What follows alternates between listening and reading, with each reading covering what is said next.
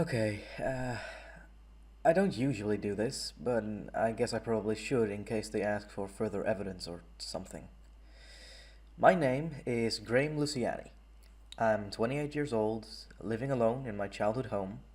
I inherited it several years ago after both my mom and dad passed away, separately, of course. My mother died first, and a couple of years later, my father died and left the place to me. It can sometimes be quite difficult living there. I'm the youngest of 8 children, so you can imagine how big the house would have been to have been able to accommodate that many people. The loneliness is sometimes maddening, and it doesn't help that my employment consists of me sat alone in a room putting numbers into a computer. No human interaction there either. When I inherited the house, it wasn't in a particularly livable condition. I still don't know how my parents managed it. Windows were boarded up, the garden was overgrown, the house's interior was just dusty and dirty from neglect. After about a week or so, I managed to get the place looking pretty decent, but after a while, the massive size of the house just proved to be way too much for me to handle and to caretake. I decided that rather than selling up and moving out, I should convert the house into two smaller attached houses and rent one of them out. It wouldn't have I wouldn't have to clean that much, and well, I would have been able to collect rent money from whoever moved in. The renovations would pay for themselves in no time that way. It sounded ideal.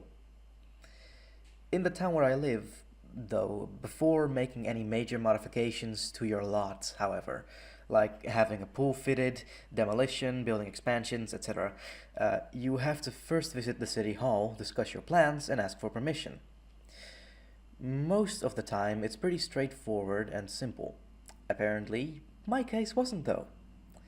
I visited the city hall after making an appointment with a Mr. Alan Carter, who was the acting lot development supervisor at the time. I took a seat in his office, and after I discussed my idea to develop my house into two attached houses, he used his intercom to ask someone to collect the blueprints to my house from the records room, so I could clearly explain what I was talking about and what I planned to do. After a couple of minutes of small talk, a rather attractive young lady entered the room carrying a rolled up piece of A3 paper. She handed it to Mr. Carter, and after a smile at me, she left and didn't return. Everything was going fine until Mr. Carter showed me the blueprints. I didn't even see it at first, but after a little while, I noticed there seemed to be a door leading to a small room with a set of stairs in what was at the time my kitchen. I pointed it out to Carter, and he gave me an odd look. Mr. Luciani, this appears to be a basement staircase. Now, I was astounded. I had lived in this house for almost 20 years altogether, born, left home, and returned again, and I had never once known about any basement. I asked Mr. Alan Carter if I could take the blueprints home with me to investigate the newfound area, but he refused, stating that he couldn't let me leave the building with the original. He did, however, give me a copy. So when I returned home that night, I made myself a cup of coffee, grabbed a flashlight, and took a look around the kitchen, around the area where the supposed door was. Mom and Dad had wallpapered the kitchen many years ago, and since it was in such good condition, I hadn't stripped it during my first decoration session.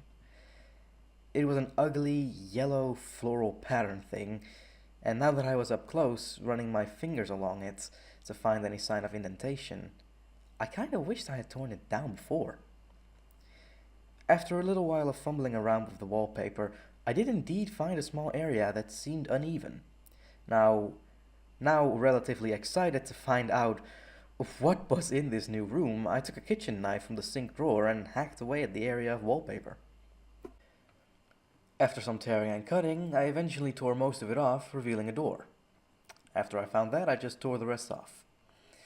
The door was made of a relatively sturdy looking wood and had no handle. Instead, it had an indent which allowed it to open the door in a sliding motion, similar to automatic doors that open in the supermarkets. Um, The door opened into a cold emptiness. Judging by where the door was, the room under my first set of stairs, I used the flashlight to look around. There wasn't really anything interesting about the room, or at least there wasn't anything to indicate any reason of why it would be wallpapered up. There was a strange smell of dirt and earth, and it was at a point that I realized my parents must have known about this place, as they were the ones that had decorated the house before I was born. With the flashlight in one hand and the kitchen knife in the other, I entered the room, and sure enough, there was a set of stairs. It led into what seemed like an endless, deep, and black abyss. I wondered if I should turn around and go back, but the idea of having this mysterious, strange area open to me while I would be fast asleep just upstairs, that was kinda creepy. And I just wanted to check it out before I did anything else. So I went down the stairs, and my footsteps were incredibly loud against the wooden stairs. And as I went further and further into the abyss, the air became more bone-chillingly cold, and the smell of earth became stronger. Eventually, I reached the bottom and discovered that I was now standing not on wood or carpet, or what you'd expect in a basement, but mud. The flashlight revealed that I now stood in a massively long corridor, and cautiously I began to walk down it. Eventually, I came across a room to my left, which was separated from the corridor by a thin, decaying curtain. I entered and was horrified by what I saw. Inside the room, I found what appeared to be decaying human corpses. Each was completely torn apart and left in an uneven pile.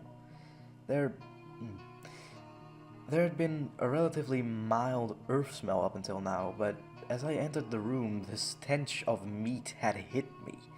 I immediately fell sick and had to step out of the room for a minute to gather my senses, and I panicked. I was about to head back upstairs to call the police when curiosity got the better of me. I stepped back into the room and took a better look around with the flashlight, and while using my shirt to cover my nose from the stench, inside the room, there were many strange items I didn't expect to see, given the circumstances. There was a small broken radio on a shelf, several small teddy bears strewn around and across the floor, and a rocking horse, which had been completely destroyed. Worryingly, I also saw a single bed. Had some kind of sick murderer been living beneath me this whole time? I caught a sight of a small, worn book, which was lying open on the shelf next to the radio, and I grabbed it and got the hell out of there. The police could check where else the corridor led. I wanted to get the fuck out of there before whatever got those people came back. As I came through the sliding door, I tossed the book I found onto the kitchen worktop and closed the door. I was absolutely terrified at the moment that whatever had killed all of those people would come back and somehow see that I had been there and come up after me. There was no way for me to block the door, however, and so I decided to grab my cell phone, call the police, and just sit across from it with the kitchen knife. The police told me they would arrive as soon as an officer was free. I sat at my kitchen table opposite the newfound door and tightened my grip on the knife. Eventually, after a couple of minutes, I realized just how filthy my hands and clothes were from being down there, and got up to just quickly rinse my hands under the tap. However, I got sight of the book that I brought up, and I picked it up, took a closer look at it. It was made of worn leather, and looked well used. It was also incredibly thick. I opened it, and immediately confusion set in. There were strange, childlike pictures drawn of a weird-looking creature, and scribbling that I honestly didn't understand. It appeared to be a diary because there were dates on every page, and it seemed to be a diary specifically for 1978. Throughout the diary, the pictures of this strange creature, along with two other scribbles that looked vaguely human, was a reoccurring theme. and occasionally I saw the word Doug scrawled on the pages. I was in the middle of trying to decipher one of these pages when a stern knock at my front door was heard. I got up, still clutching the kitchen knife, and answered it. It was the police, finally. They searched the house and took me away to the police station. One of my worries was that they would think that I had committed some kind of sick series of murders, but the police were actually quite open-minded. And once I showed them the diary, they asked to keep it for investigation. Yeah, of course, I let them. I was sent to a police halfway house until my home had been investigated. And when they called me into the police station about 3 days later, they had some news for me. A rather chubby yet stern-looking cop, Officer Reeves, I think, informed me that the corridor beneath my house led to a small electrical shed quite away from my house that had been forcefully smashed open from the inside a few years ago and hadn't been repaired. He told me that someone had indeed been living in that room under my house, and after doing some DNA analysis of the hair they found on the bed in the room, they discovered it to be a very similar match to mine. They also found that whoever had been living under me this whole time had been partially devouring the corpses in the room.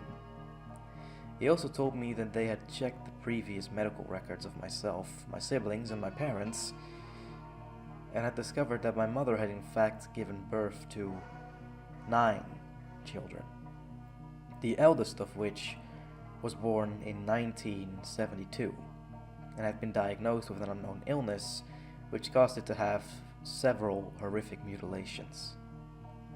I was presented with a birth certificate of the said child also. When I saw the name on it, it suddenly hit me and my knees went weak. Born the 29th of May, 1972, Douglas Luciani. I am the youngest of 9 children.